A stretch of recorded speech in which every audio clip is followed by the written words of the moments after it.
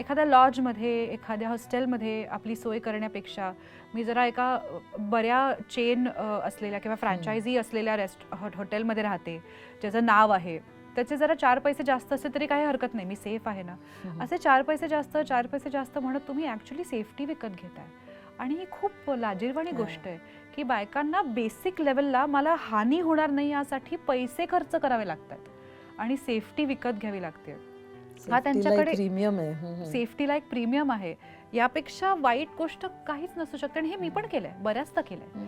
म्हणजे नको असं कुठलं तरी नाव न ऐकलेलं हॉटेल नको, मग त्यापेक्षा आपण अमुक ठिकाणी राहू. थोडे जास्त पैसे गेले तर काय, आपण सेफ राहू ना. तर ते थोडे जास्त पैसे it's a failure of the system की मला एका बेसिक ठिकाणी सेफ वाटत नाही राहायला.